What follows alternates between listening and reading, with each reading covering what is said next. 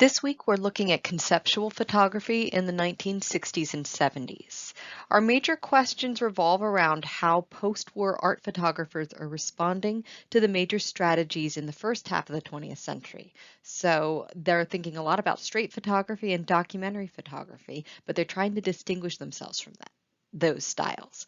And so we're looking at how are they able to do this? What are the stylistic strategies that characterize conceptual photography? We will be discussing those strategies primarily as they're practiced by photographers in the United States. We will analyze some photographs by the movement's major photographers, and we will also think about the political context of documentary photography in the first half of the 20th century.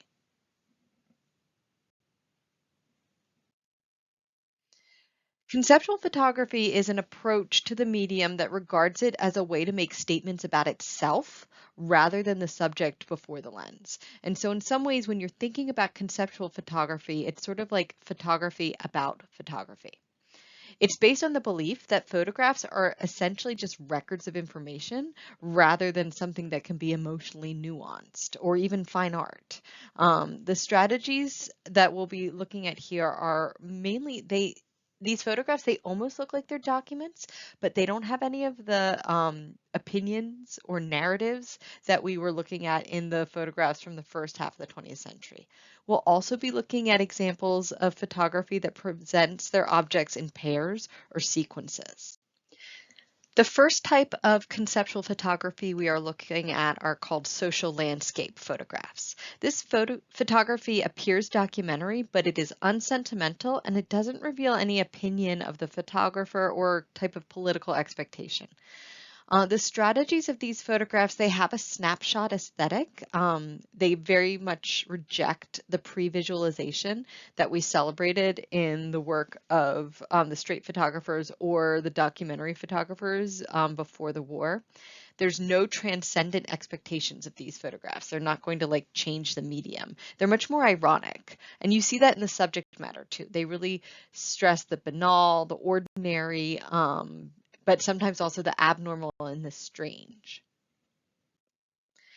So what we're looking at here is a photograph by Diane Arbus. She was a photographer based in New York City who liked to photograph just random people that she met. She would photograph people who were on the margins of society.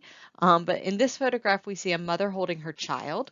It's kind of a weird photograph in that you don't know what we're supposed to think about this, right? Are we supposed to feel bad for the child? Is it celebrating the mother? I mean, the mother in the background with her like shiny forehead and kind of cut off by the frame, it feels like an accident, like it's happened place. It doesn't feel intentional. And so the wondering about it, that's part of what Arbus is trying to achieve. This is another photograph by Arbus, twins. She was interested in the idea of like multiple humans, and so she actually has a lot of images that feature twins or triplets. And part of what she's doing here is you don't know quite what you're supposed to think about this. Are we supposed to think they're exactly the same, or is it about celebrating their slight differences in their expression? Like one is on the girl on the right is smiling, the one on the left isn't. It's not clear, but it's kind of the idea behind the photograph here is to think about like, well, what does it even mean to make a portrait? Another photographer working in the social landscape style is Gary Winogrand.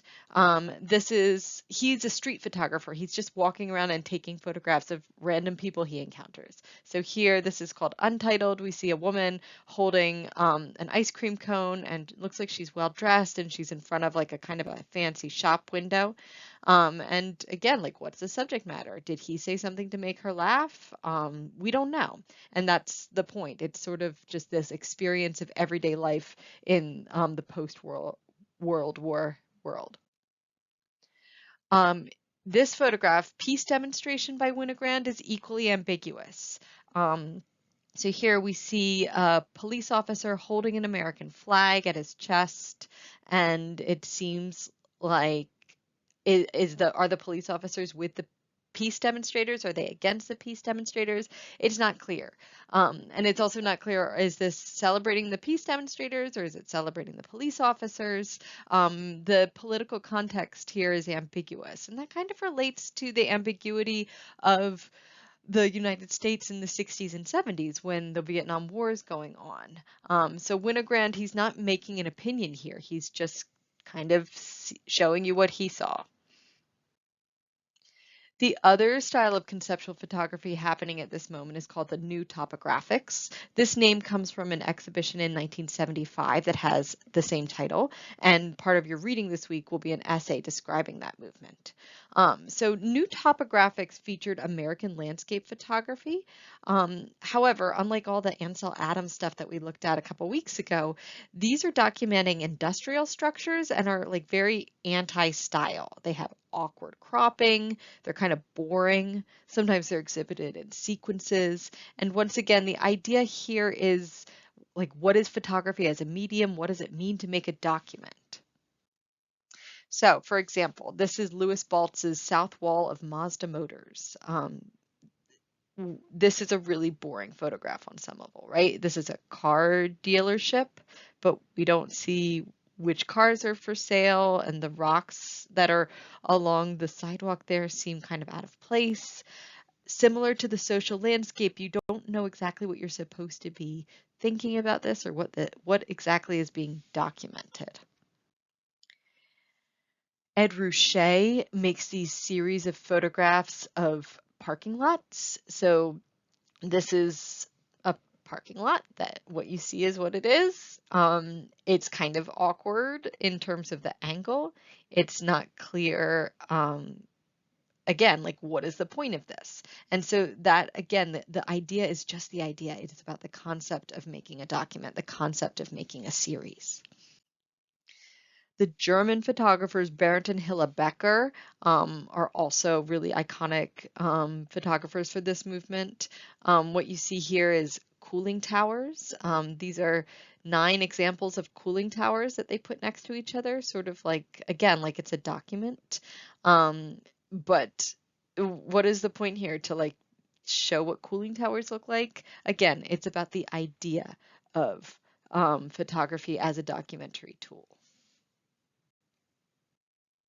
So your assignments this week, the first thing is a discussion in which we'll be thinking about what distinguishes conceptual from documentary photography. Because as I've been saying throughout, a lot of times these photographs look like documents.